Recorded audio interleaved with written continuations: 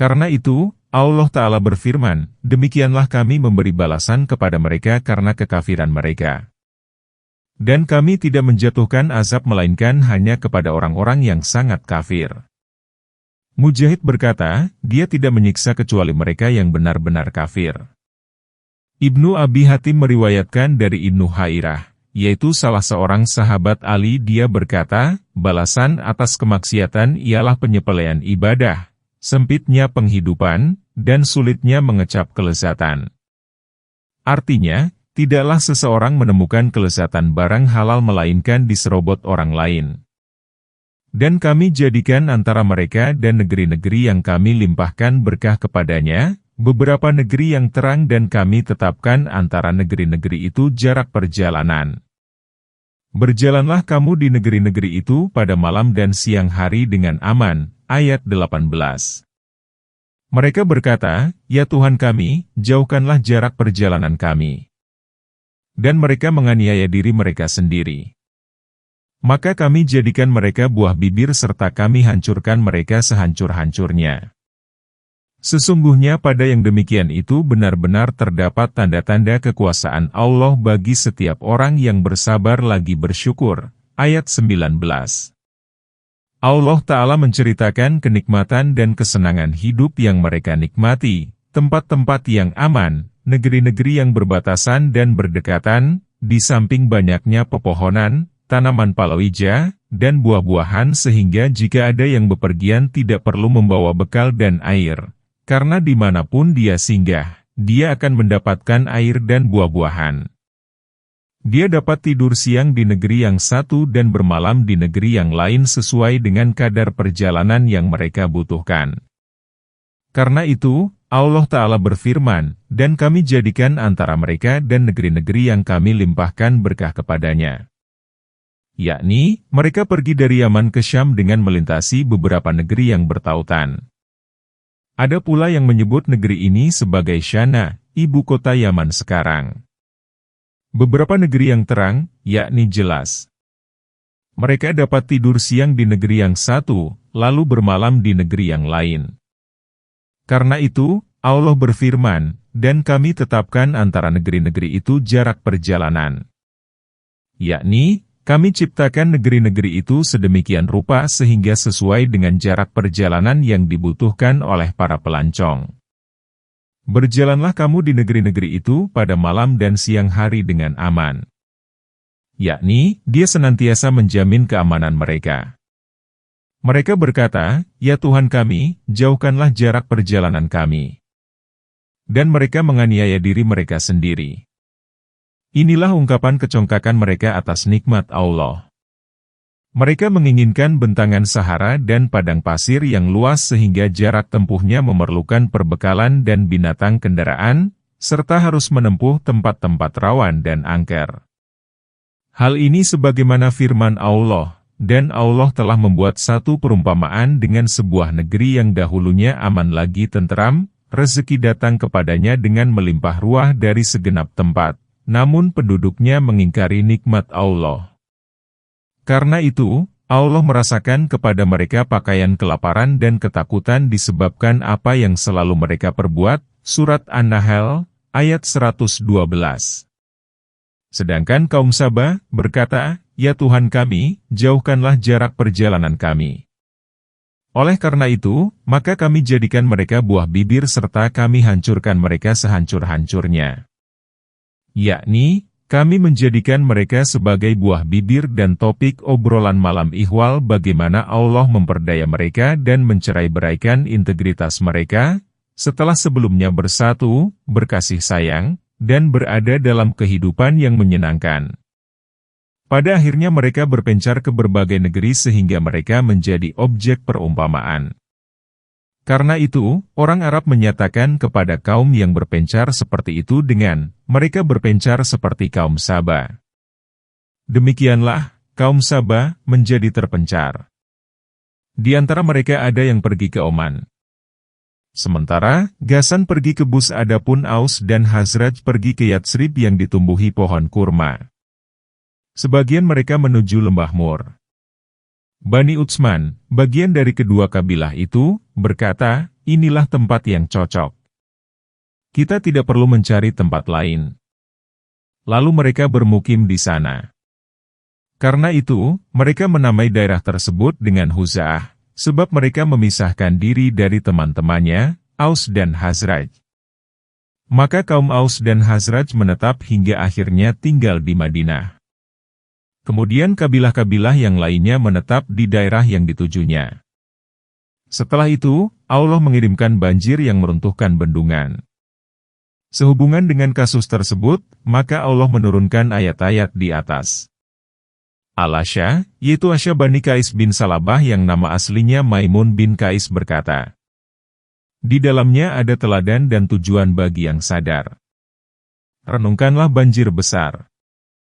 Bangunan didirikan oleh Himyar.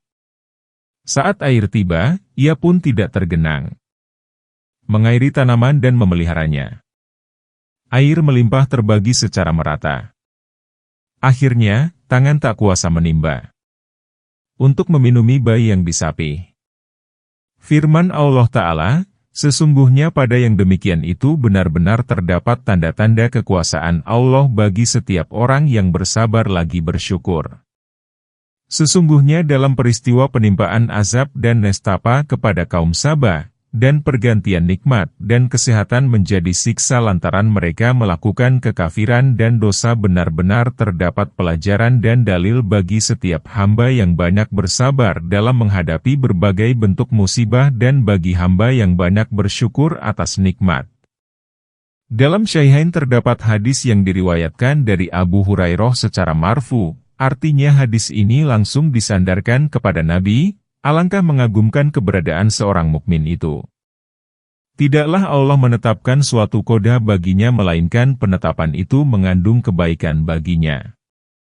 Jika dia ditimpa kelapangan, lalu dia bersyukur, maka hal itu merupakan kebaikan baginya. Dan apabila dia ditimpa kemudaratan, lalu bersabar, maka hal itu merupakan kebaikan baginya. Yang demikian itu hanya dimiliki oleh seorang mukmin. Hadis muttafaq alaih. Mutraf berkata, sebaik-baik hamba ialah yang banyak bersabar dan bersyukur, yaitu apabila dia diberi maka dia bersyukur, dan apabila ditimpa cobaan maka dia bersabar. Dan sesungguhnya iblis telah dapat membuktikan kebenaran sangkaannya terhadap mereka, lalu mereka mengikutinya, kecuali sebagian orang yang beriman, ayat 20.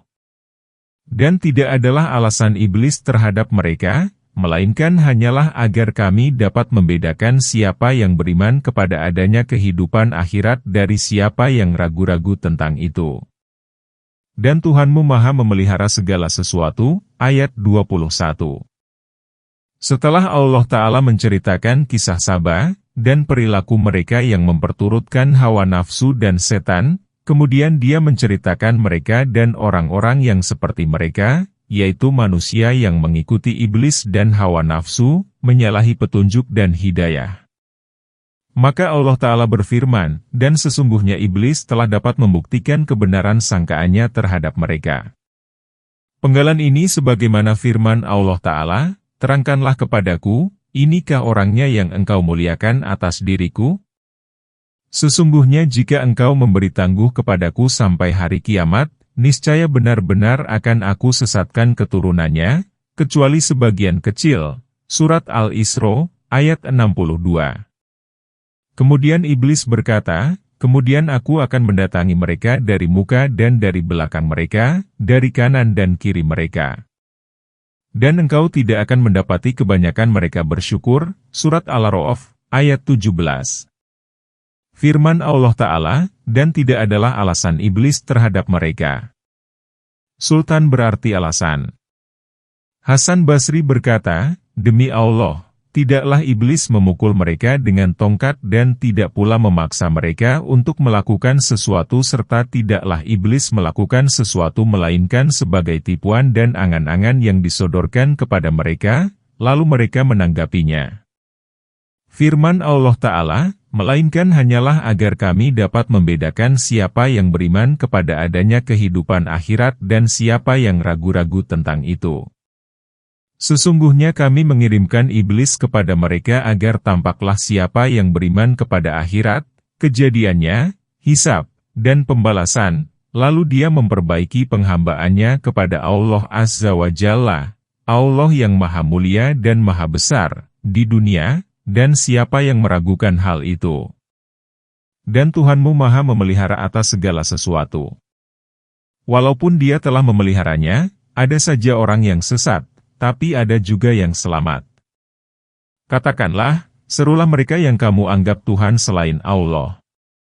Mereka tidak memiliki kekuasaan seberat darah pun di langit dan di bumi serta mereka tidak mempunyai andil sedikit pun dalam penciptaan langit dan bumi, dan sekali-kali tidak ada di antara mereka yang menjadi pembantunya. Ayat 22. Dan tidaklah berguna syafaat di sisinya melainkan bagi orang yang telah diizinkan untuk memperoleh syafaat itu. Sehingga apabila telah dihilangkan ketakutan dari hati mereka, mereka berkata, apakah yang telah difirmankan oleh Tuhanmu? Mereka menjawab, kebenaran. Dan dialah yang maha tinggi lagi maha besar. Ayat 23. Allah Ta'ala menjelaskan bahwa tidak ada Tuhan kecuali Dia yang Esa, yang tunggal, yang menjadi tempat bergantung segala perkara, yang tidak memiliki tandingan, dan yang tidak memiliki sekutu. Allah sendirilah yang menguasai segala urusan. Maka Dia berfirman, katakanlah, serulah mereka yang kamu anggap Tuhan selain Allah, yaitu Tuhan-Tuhan yang disembah selain Dia, Tuhan yang tidak memiliki kekuasaan seberat zarah pun di langit dan di bumi. Penggalan ini seperti firman Allah Ta'ala, dan orang-orang yang kamu sembah selain Allah tidak mempunyai apa-apa walaupun setipis kulit ari. Surat Fathir, ayat 13. Firman Allah Ta'ala, serta mereka tidak mempunyai andil sedikit pun dalam penciptaan langit dan bumi, yakni mereka tidak memiliki sedikit pun, baik secara utuh maupun secara berserikat. Dan sekali-kali tidak ada di antara mereka yang menjadi pembantunya. Yakni, Allah tidak memiliki pembantu dari para tandingan itu yang membantunya dalam berbagai urusan. Semua makhluk membutuhkannya dan menghambakan diri kepadanya. Kemudian Allah Ta'ala berfirman, dan tidaklah berguna syafaat di sisinya melainkan bagi orang yang telah diizinkan untuk memperoleh syafaat itu. Karena keagungan, kebesaran, dan ketinggiannya, maka tidak ada seorang pun yang lancang untuk memberi syafaat di sisinya kecuali dengan izinnya. Hal ini sebagaimana firman Allah Ta'ala, tiada yang dapat memberi syafaat di sisinya kecuali dengan izinnya, Surat Al-Baqarah, ayat 255. Karena itu, dalam Syahihain ditegaskan, lalu aku bersujud kepada Allah Ta'ala. Dia membiarkanku hingga waktu yang dikehendaki oleh Allah untuk membiarkanku. Dan dibukakanlah kepadaku aneka pujian yang tidak dapat kuhitung sekarang. Kemudian dikatakan, hai Muhammad, angkatlah kepalamu. Berbicaralah, maka didengar. Memintalah, maka diberi. Dan mintalah izin untuk memberi syafaat, maka diberi. Firman Allah Ta'ala, sehingga apabila telah dihilangkan ketakutan dari hati mereka, mereka berkata, apakah yang telah difirmankan oleh Tuhanmu? Mereka menjawab, kebenaran. Penggalan ini pun menyatakan makam kebesaran yang tinggi, yaitu apabila Allah Ta'ala memfirmankan wahyu, maka penduduk langit dapat menyimaknya. Mereka bergetar karena kedahsyatannya sehingga mereka mengalami kondisi semacam pingsan. Ketika menafsirkan ayat ini, Ibnu Abbas dan yang lainnya berkata, kalbu mereka dikosongkan dan kekagetan dilenyapkan dari hatinya. Sebagian berkata kepada yang lain, apa yang dikatakan oleh Tuhanmu? Maka diberitahukanlah jawaban di atas oleh malaikat pemikul arsy kepada malaikat lain yang di dekatnya, kemudian disampaikan kepada malaikat lainnya secara berantai hingga sampailah jawaban itu kepada penduduk langit dunia. Karena itu, Allah Ta'ala berfirman, mereka menjawab, kebenaran. Yakni, mereka memberitahukan apa yang difirmankan Allah tanpa menambah dan mengurangi. Dan Dialah yang maha tinggi lagi maha besar. Ketika menafsirkan ayat yang mulia ini, Bukhari meriwayatkan di dalam syahihnya dari Abu Hurairah bahwa Nabi bersabda, apabila Allah memutuskan suatu perkara di langit, maka para malaikat mengepakkan sayapnya sebagai tanda ketundukan atas firman-Nya dan suaranya seperti bunyi rantai di atas batu licin.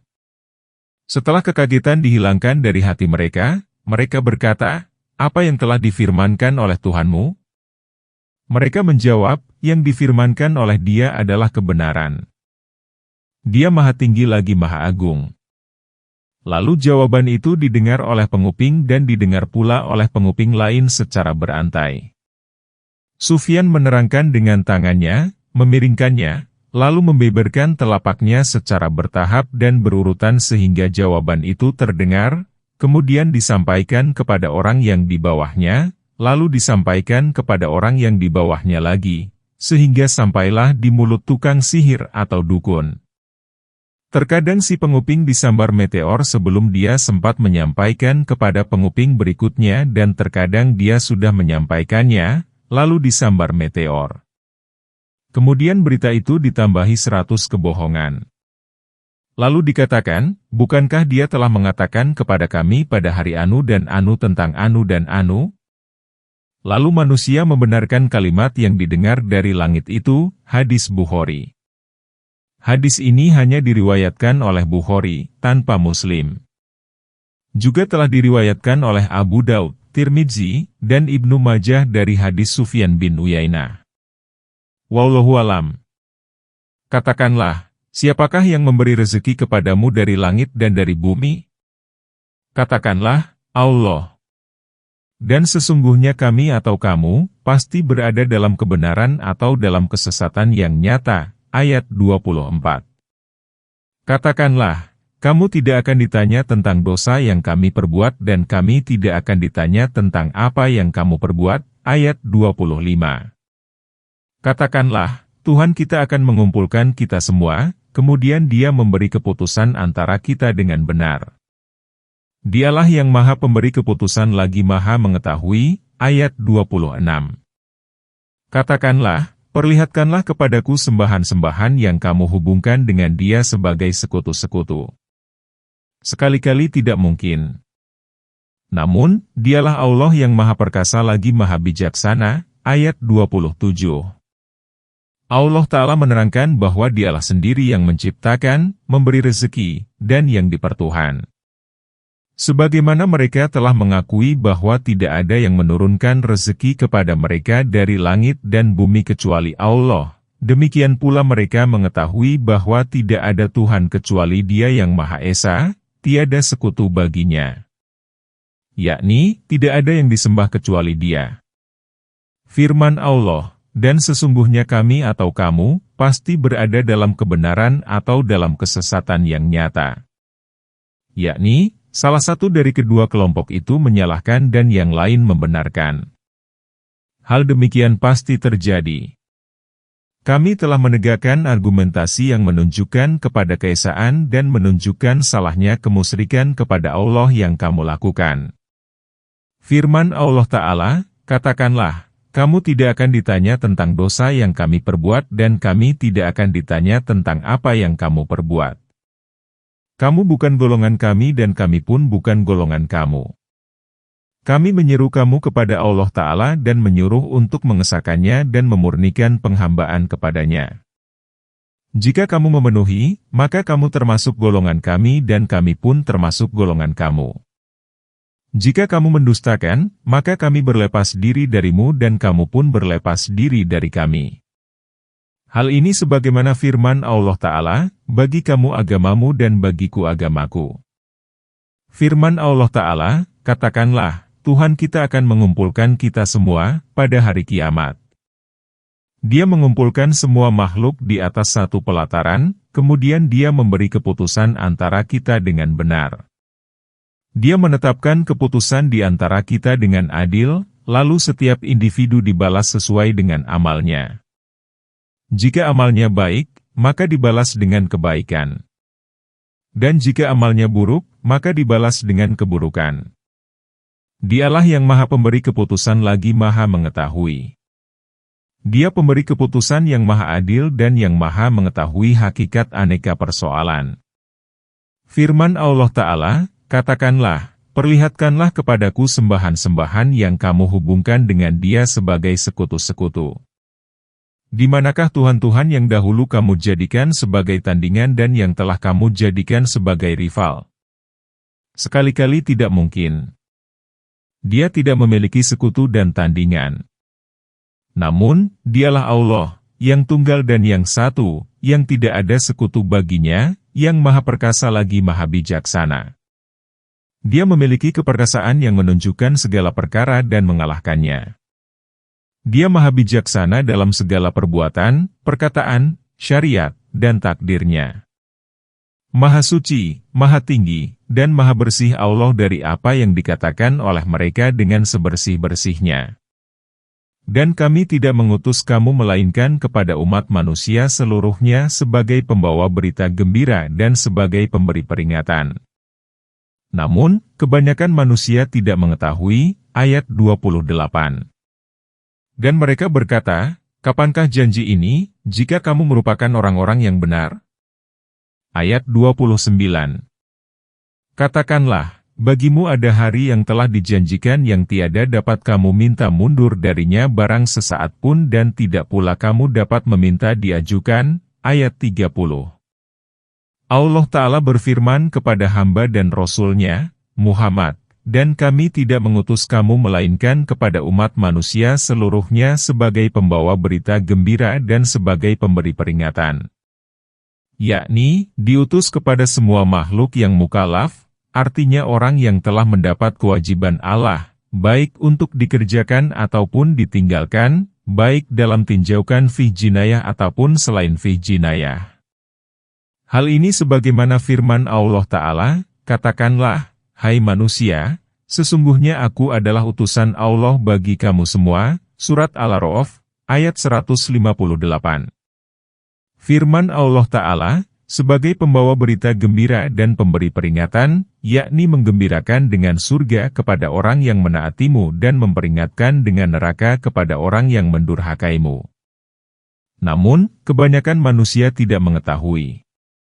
Penggalan ini seperti firman Allah Ta'ala, dan kebanyakan manusia tidak beriman, walaupun kamu sangat menginginkannya. Kemudian Allah Ta'ala memberitahukan tentang kaum kafir yang memustahilkan peristiwa kiamat, dan mereka berkata, kapankah janji ini, jika kamu merupakan orang-orang yang benar? Ayat ini seperti firman Allah Ta'ala, orang-orang yang tidak beriman kepada hari kiamat meminta supaya hari itu segera didatangkan.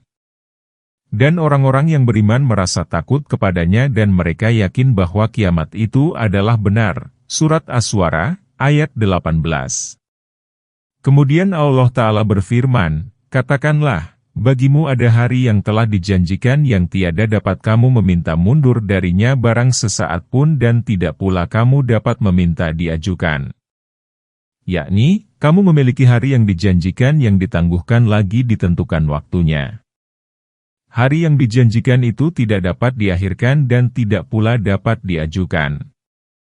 Hal ini sebagaimana firman Allah Ta'ala, sesungguhnya apabila ketetapan Allah telah datang, maka tidak dapat ditangguhkan. Dan orang-orang kafir berkata, kami sekali-kali tidak akan beriman kepada Al-Quran ini dan tidak pula kepada kitab yang sebelumnya. Dan alangkah mengerikan, kalau kamu melihat saat orang-orang yang zalim itu dihadapkan kepada Tuhannya, sebagian mereka mengarahkan perkataannya kepada sebagian yang lain. Orang-orang yang dianggap lemah berkata kepada orang-orang yang menyombongkan diri, kalau tidaklah karena kamu, niscaya kami menjadi orang-orang yang beriman. Ayat 31. Orang-orang yang menyombongkan diri berkata kepada orang-orang yang dianggap lemah, kamikah yang telah menghalangi kamu dari petunjuk setelah ia datang kepadamu? Tidak. Sebenarnya kamu sendirilah orang-orang yang berdosa. Ayat 32. Dan orang-orang yang dianggap lemah berkata kepada orang-orang yang menyombongkan diri, tidak. Sebenarnya tipu dayamu pada waktu malam dan siang, ketika kamu menyeru kami agar kami kafir kepada Allah dan menjadikan sekutu-sekutu baginya. Mereka menyatakan penyesalan tatkala mereka melihat azab. Dan kami memasangkan belenggu pada leher orang-orang yang kafir. Mereka tidak dibalas melainkan dengan apa yang telah mereka kerjakan. Ayat 33. Allah Ta'ala memberitahukan kekukuhan kaum kafir dalam kezaliman dan kekokohan mereka untuk tidak mengimani Al-Quran yang mulia dan berita tentang adanya hari berbangkit. Karena itu, Allah Ta'ala berfirman, dan orang-orang kafir berkata, kami sekali-kali tidak akan beriman kepada Al-Quran ini dan tidak pula kepada kitab yang sebelumnya. Lalu, Allah mengancam mereka dan memberitahukan posisi mereka yang hina di hadapannya, yaitu pada saat mereka saling menghujat dan berdebat, sebagian mereka mengarahkan perkataannya kepada sebagian yang lain. Orang-orang yang dianggap lemah, yaitu para pengikut, berkata kepada orang-orang yang menyombongkan diri, di antara mereka, yaitu para pemimpin dan pemuka, kalau tidaklah karena kamu, niscaya kami menjadi orang-orang yang beriman. Yakni, kalaulah tidak karena kamu dahulu menghalang-halangi kami, niscaya kami mengikuti para rasul dan beriman kepada apa yang mereka bawa kepada kami. Kemudian para pemimpin dan pemuka, yaitu orang-orang yang menyombongkan diri berkata kepada orang-orang yang dianggap lemah, kamikah yang telah menghalangi kamu dari petunjuk setelah ia datang kepadamu? Maksudnya, kami tidak melakukan itu. Kami tidak lebih dari sekadar menyeru kamu, lalu kamu mengikuti kami tanpa alasan dan kamu pun mencampakkan alasan para rasul karena nafsumu dan pilihanmu sendiri. Karena itu, mereka berkata, tidak, sebenarnya kamu sendirilah orang-orang yang berdosa. Dan orang-orang yang dianggap lemah berkata kepada orang-orang yang menyombongkan diri, tidak, sebenarnya tipu dayamu di waktu malam dan siang. Tidak. Justru kamulah yang menipu kami, memberi kami angan-angan, dan memperdaya kami siang dan malam, lalu kamu meyakinkan bahwa kami berada di atas petunjuk. Jika demikian jadinya, berarti semua itu salah dan dusta. Ketika kamu menyeru kami agar kami kafir kepada Allah dan menjadikan sekutu-sekutu baginya, yakni, tandingan dan Tuhan-Tuhan baginya, lalu kamu menetapkan kekeliruan dan beberapa hal yang kamu gunakan untuk menyesatkan kami. Mereka menyatakan penyesalan tatkala mereka melihat azab. Yakni, masing-masing pengikut dan yang diikuti menyesali apa yang telah mereka lalui. Dan kami memasangkan belenggu pada leher orang-orang yang kafir, yaitu rantai-rantai yang mengikat tangan ke leher mereka. Mereka tidak dibalas melainkan dengan apa yang telah mereka kerjakan. Sesungguhnya kami membalasmu sesuai dengan perbuatanmu. Masing-masing dibalas selaras dengan perhitungan dan kadar amalnya. Penggalan ini seperti firman Allah Ta'ala, masing-masing beroleh kelipatan.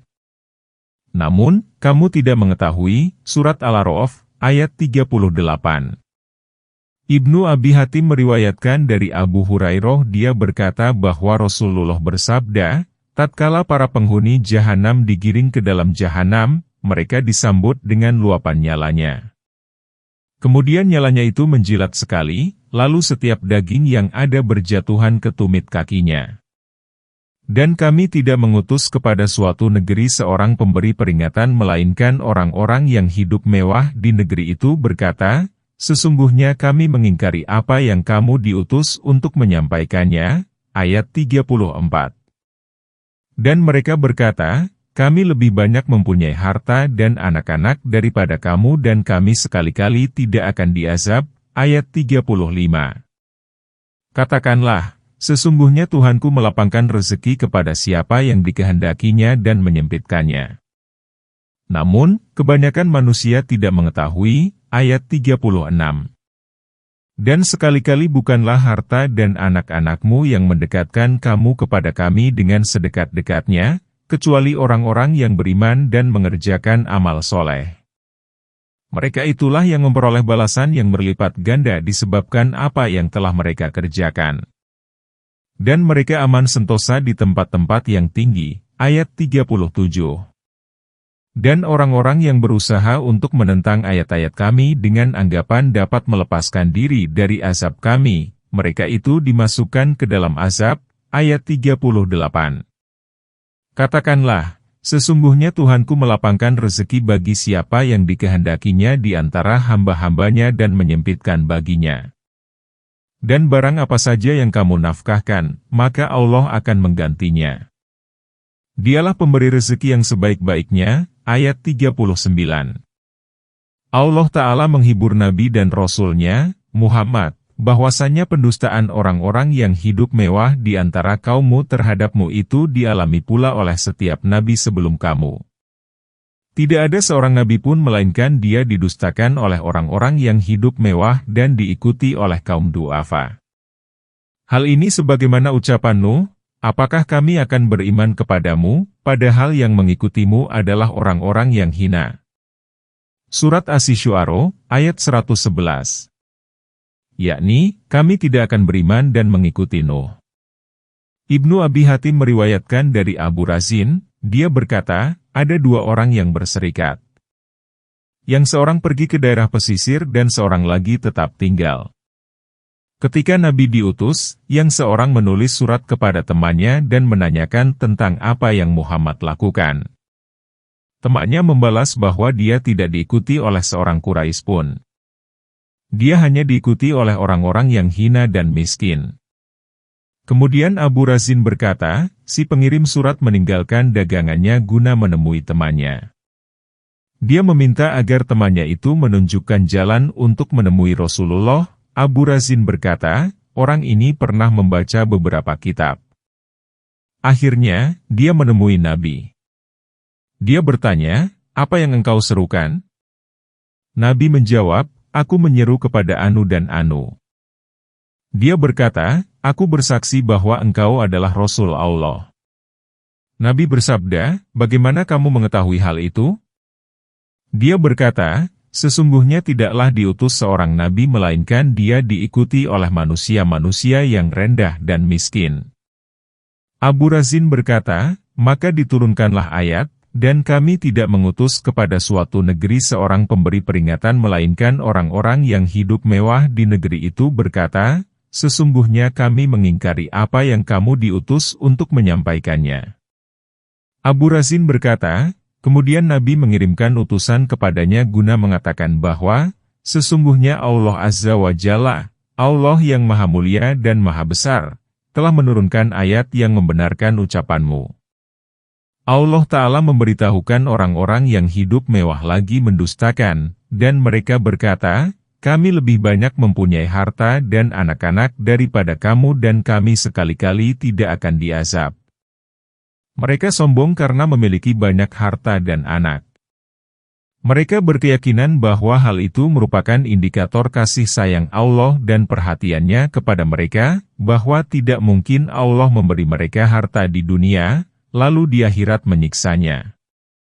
Alangkah melesetnya anggapan mereka. Allah Ta'ala berfirman, apakah mereka mengira bahwa harta dan anak-anak yang kami berikan kepada mereka itu bermakna bahwa kami bersegera memberi kebaikan kepada mereka? Surat Al-Mu'minun, ayat 55 dan 56. Dan di sini Allah berfirman, katakanlah, sesungguhnya Tuhanku melapangkan rezeki kepada siapa yang dikehendakinya dan menyempitkannya. Yakni, dia memberikan harta kekayaan baik kepada orang yang dicintai maupun yang tidak dicintainya. Dia memiskinkan orang yang dikehendakinya dan membuat kaya orang yang dikehendakinya. Kepunyaan Allah lah hikmah yang sempurna lagi baik dan alasan yang pasti lagi tepat. Namun, kebanyakan manusia tidak mengetahui. Kemudian Allah Ta'ala berfirman, dan sekali-kali bukanlah harta dan anak-anakmu yang mendekatkan kamu kepada kami dengan sedekat-dekatnya. Pemberian harta dan anak bukanlah indikator kecintaan dan perhatian kami kepadamu. Imam Ahmad meriwayatkan dari Abu Hurairah bahwasanya Rasulullah bersabda, Allah Ta'ala tidak memandang penampilan dan kekayaanmu, namun dia memandang kalbu dan amalmu, hadis Muslim. Hadis ini juga diriwayatkan oleh Muslim dan Ibnu Majah. Karena itu, Allah Ta'ala berfirman, kecuali orang-orang yang beriman dan mengerjakan amal soleh. Yakni, yang dapat mendekatkan kamu kepada kami dengan sedekat-dekatnya hanyalah keimanan dan amal soleh. Mereka itulah yang memperoleh balasan yang berlipat ganda disebabkan apa yang telah mereka kerjakan. Yakni, kebaikan dilipat gandakan bagi mereka hingga 10 kali sampai 700 kali. Dan mereka aman sentosa di tempat-tempat yang tinggi, yakni berada di berbagai tempat surga yang tinggi dalam keadaan terbebas dari rasa nestapa, ketakutan, dan gangguan.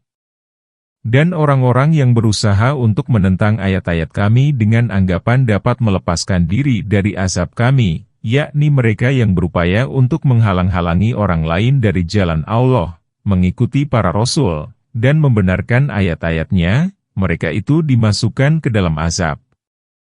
Yakni, semua itu akan dibalas selaras dengan amalnya.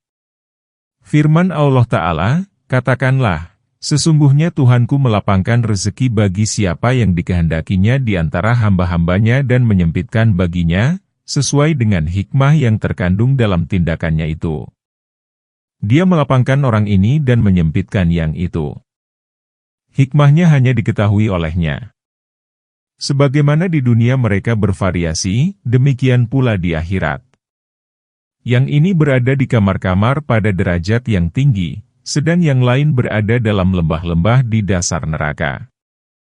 Manusia yang paling baik di dunia ialah sebagaimana disabdakan Nabi, beruntunglah orang yang berserah diri, beroleh rezeki dengan rasa cukup, dan dicukupkan Allah melalui pemberiannya, hadis Muslim.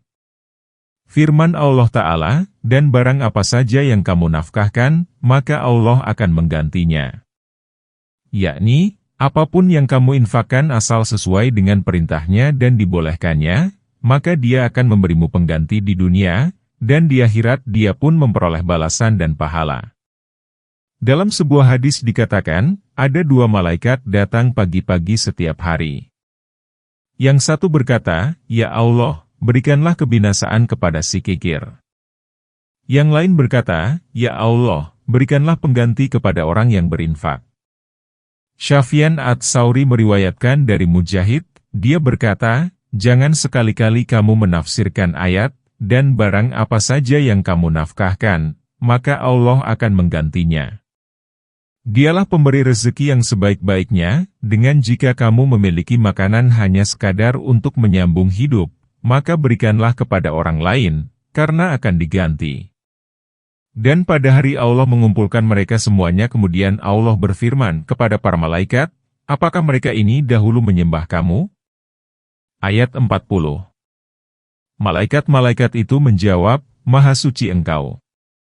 Engkaulah pelindung kami, bukan mereka. Bahkan, mereka telah menyembah jin. Kebanyakan mereka menyembahkan kepada jin itu." Ayat 41. Maka pada hari ini sebagian kamu tidak berkuasa untuk memberi manfaat dan mudarat kepada sebagian yang lain. Dan kami katakan kepada orang-orang yang zalim, rasakanlah olehmu azab neraka yang dahulunya kamu dustakan itu. Ayat 42. Allah Ta'ala memberitahukan bahwa dia mencela kaum musyrik pada hari kiamat di hadapan para pemimpin makhluk.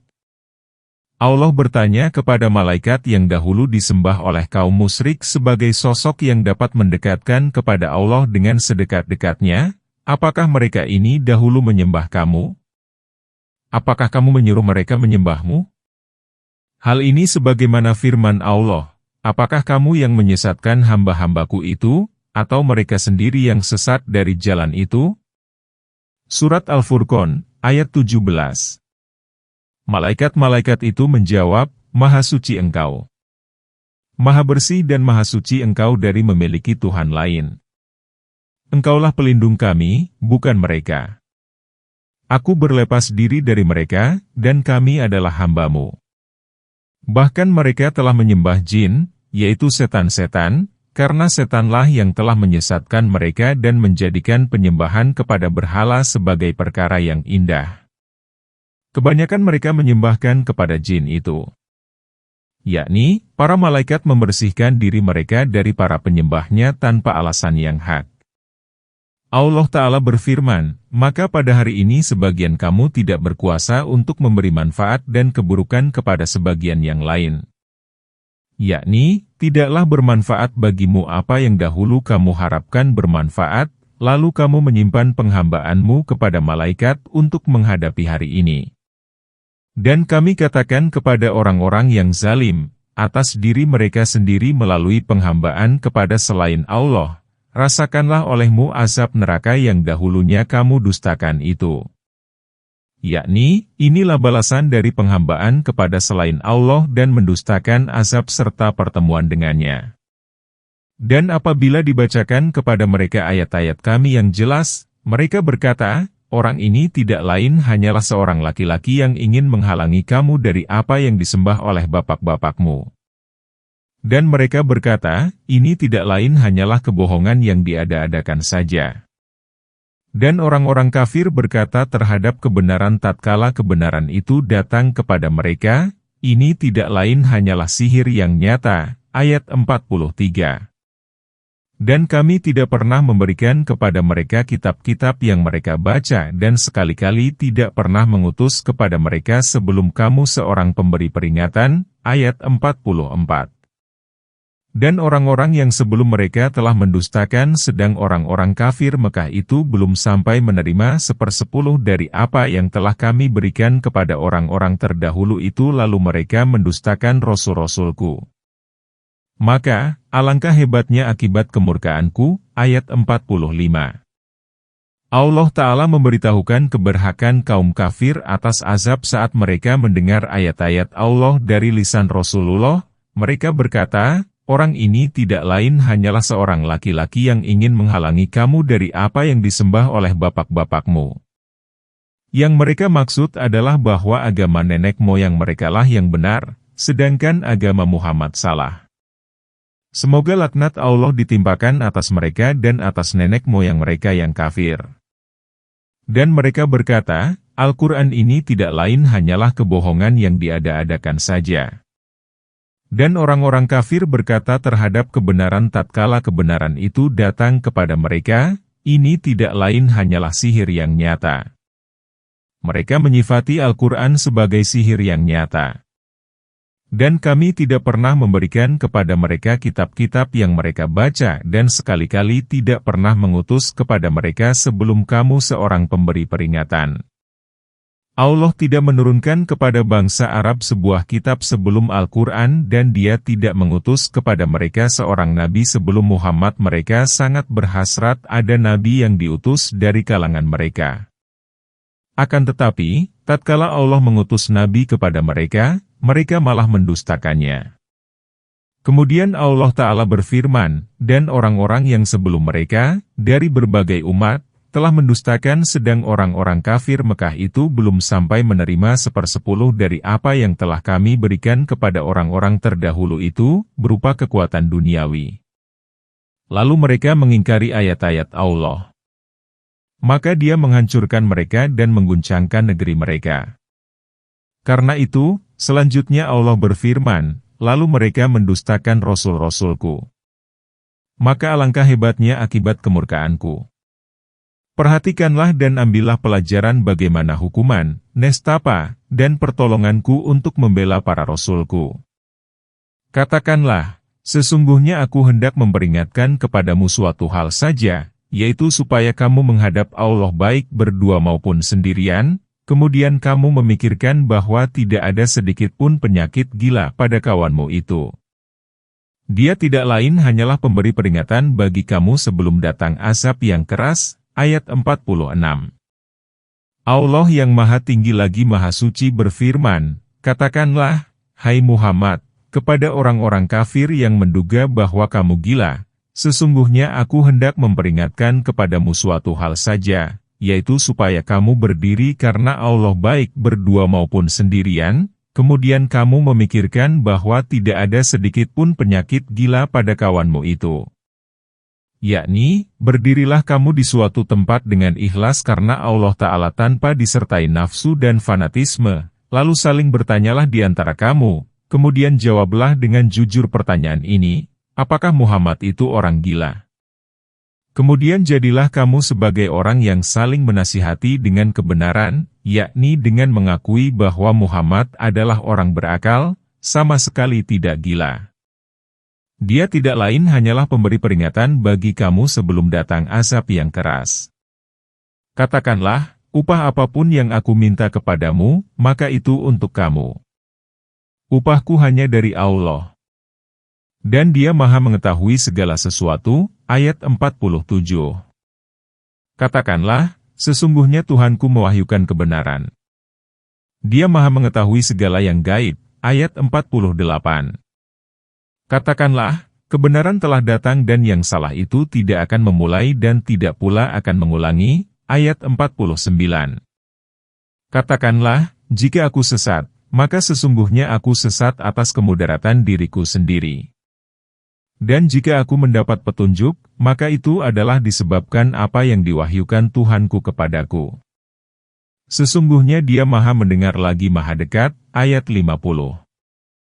Allah Ta'ala menyuruh Nabi Muhammad agar mengatakan kepada kaum musyrik, upah apapun yang aku minta kepadamu, maka itu untuk kamu. Yakni, aku tidak mengharapkan upah darimu atas penyampaian risalah Allah Azza wa Jalla, Allah yang Maha Mulia dan Maha Besar, kepadamu dan karena menyuruhmu menyembah Allah.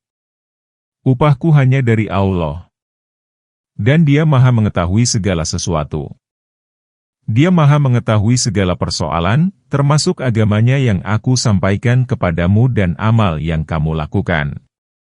Firman Allah Azza wa Jalla, katakanlah, sesungguhnya Tuhanku mewahyukan kebenaran.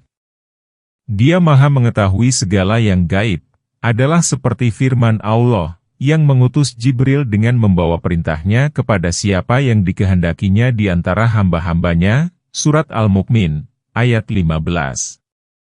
Di antara penghuni bumi, untuk menerima risalah. Dia Maha mengetahui segala yang gaib. Karena itu, tidak ada satu kesamaran pun baik di bumi maupun di langit yang tersamar baginya. Firman Allah Ta'ala, katakanlah, kebenaran telah datang dan yang salah itu tidak akan memulai dan tidak pula akan mengulangi. Yakni, kebenaran dan syariat yang agung datang dari sisi Allah, serta kesalahan telah pupus. Firman Allah yang Maha Suci lagi Maha Tinggi, katakanlah, jika aku sesat, maka sesungguhnya aku sesat atas kemudaratan diriku sendiri. Dan jika aku mendapat petunjuk, maka itu adalah disebabkan apa yang diwahyukan Tuhanku kepadaku. Yakni, seluruh kebaikan itu berasal dari Allah, termasuk hidayah, penjelasan, dan petunjuk yang terdapat dalam Al-Quran.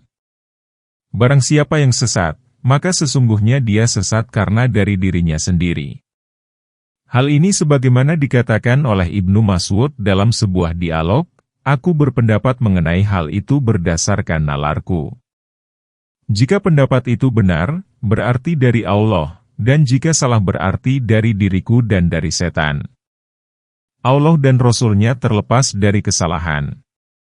Firman Allah Ta'ala, sesungguhnya Dia Maha mendengar lagi Maha dekat. Dia Maha mendengar setiap perkataan hamba-Nya, Maha dekat, dan memenuhi permohonan orang yang memohon kepadanya.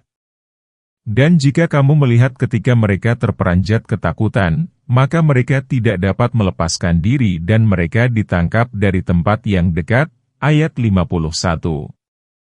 Dan mereka berkata, kami beriman kepada Allah. Bagaimanakah mereka dapat mencapainya dari tempat yang jauh itu, ayat 52. Dan sesungguhnya mereka telah mengingkari Allah sebelum itu.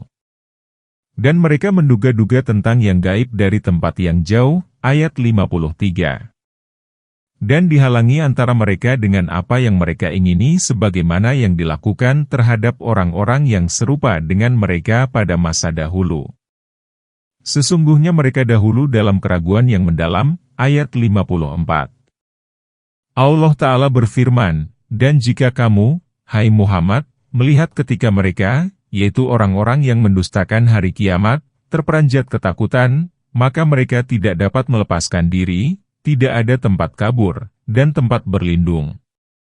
Dan mereka ditangkap dari tempat yang dekat. Mereka ditangkap begitu terjadi bencana yang dahsyat, yaitu ditangkap saat mereka keluar dari kuburnya, pada hari kiamat. Itulah kengerian yang besar. Dan mereka berkata, kami beriman kepada Allah. Yakni, Pada hari kiamat mereka berkata, kami beriman kepada Allah, para malaikatnya, kitab-kitabnya, dan para rasulnya. Hal ini sebagaimana firman Allah Ta'ala, dan apabila kamu melihat tatkala orang-orang yang berdosa itu menundukkan wajahnya di hadapan Tuhannya. Ya Tuhan kami dahulu dapat melihat dan mendengar, maka kembalikanlah kami sehingga kami dapat mengerjakan amal soleh. Sesungguhnya kami adalah orang-orang yang yakin, Surat As-Sajdah, ayat 12. Karena itu, Allah Ta'ala berfirman, bagaimanakah mereka dapat mencapainya dari tempat yang jauh itu? Maksudnya, tiada lagi jalan yang dapat mereka tempuh supaya keimanannya diterima, sebagaimana tiadanya cara untuk meraih sesuatu yang ada di tempat jauh.